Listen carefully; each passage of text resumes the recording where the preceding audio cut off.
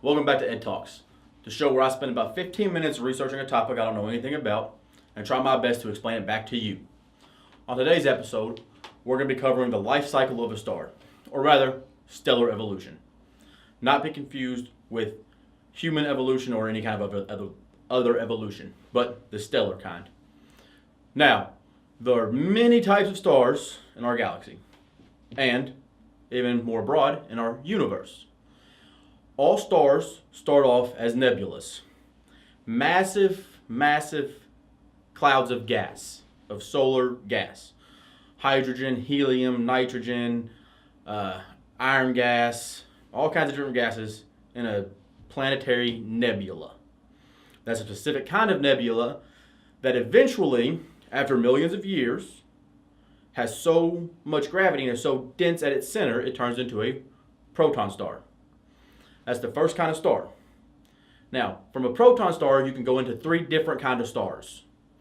You can either become a massive star, a low mass star, or a dwarf star from the get-go, depending on how much mass the nebula had when it collapsed and formed a star. Now, with your first type of stars, you have large, massive types of stars, more massive than the other two. These stars enter what's called a main sequence phase, and it lasts for a few million years where it burns all the helium in its core in nuclear fusion and becomes hydrogen. With that, it can last millions and millions, even a few billion years in its main sequence. Afterwards, it collapses on itself and then expands after it collapses and becomes a red giant. A red supergiant, to be more precise. Red supergiants expand until they run out of fuel themselves, and they themselves will collapse, becoming a white dwarf, a very dense white dwarf. The white dwarf will continue to spin very fast, turning into a pulsar.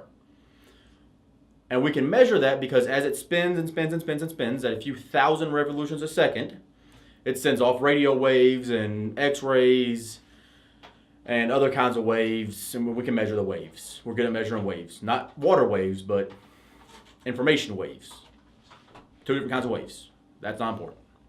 Now, we measure the waves and we can see how old or young a pulsar is. Super dense stars. Millions of times denser than our sun, but a lot smaller. Like, really small. So, these stars have so much mass that when they finish burning the little bit of fuel they have left, they then collapse on themselves, taking even more mass and becoming black holes. Black holes are super massive in a very tiny place. In order for the Earth to become a black hole, it'd have to become the size of an atom.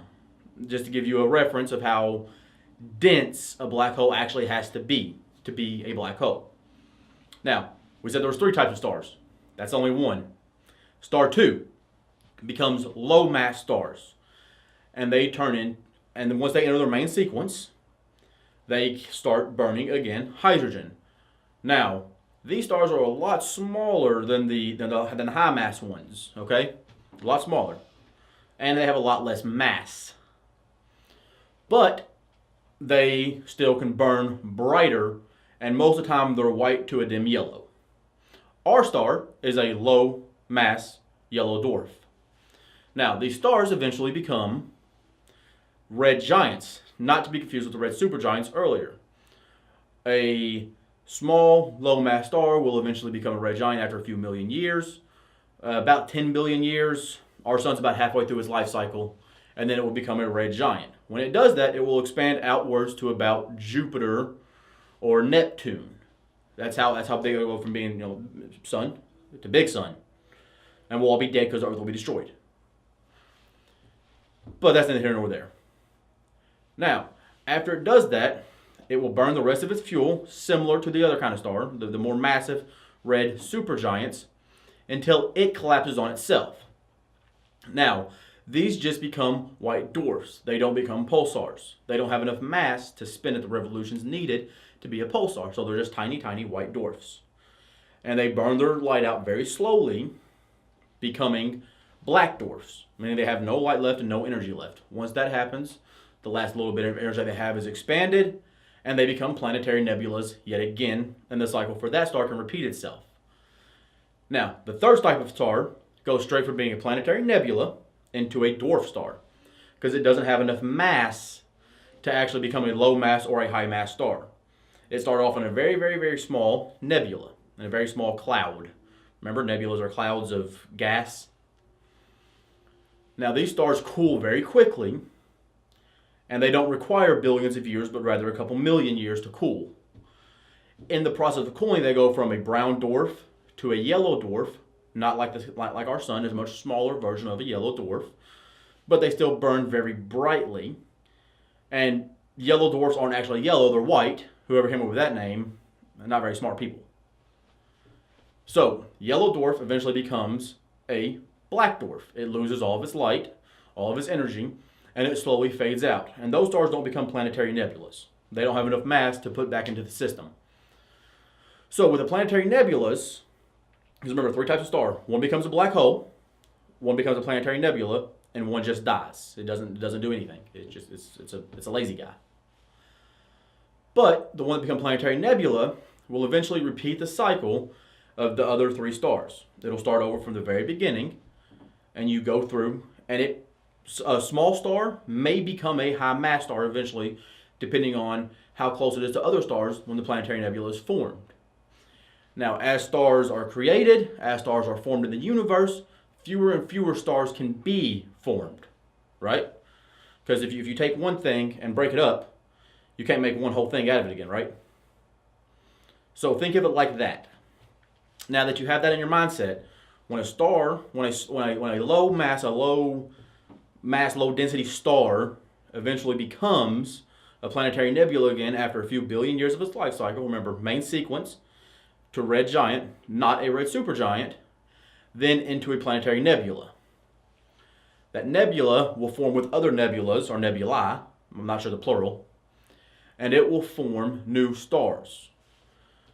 So if you have a star here that dies out and a star here that dies out, if they don't come close together, a new star won't be formed and you'll just be left with remnants of 2 other much larger distant stars, making it harder for new ones to form. Now, when people think about stars, they don't really associate our sun with them so much, at least not the people I know. They think of, well, stars are something different. The sun's, our sun is just a star. And every star has the potential to be a sun, meaning every star might have planets, and a lot of them do. Now, there are some planets that would be considered stars if there wasn't a star by them. If you have a planet made entirely of gas, similar to Jupiter or Neptune, and it's not orbiting a star, it's not going around and around and around another star, then it is considered a star itself. However, if it is going around another star, it's considered a planet because it's not bright enough to be its own star. It's not special. It's just a pile of gas orbiting another larger object. If something orbits a larger object, it's not a star. It's a planet. Now, stars orbit themselves. At the center of every star is a nucleus of a star. Think of a nucleus of an atom, but like a nucleus of a star. And the star itself revolves around that centerpiece. That's why the star has gravity. As it's moving, as it's spinning around it, it's forming gravity and it's spinning around it to keep other things in its orbit. The more massive the star, the quicker the spin, the more powerful the orbit, the more things that are caught inside its orbit. Our star happens to have 9 things caught inside its orbit. The 9 planets. Now, that's the basis behind the life cycle of a star.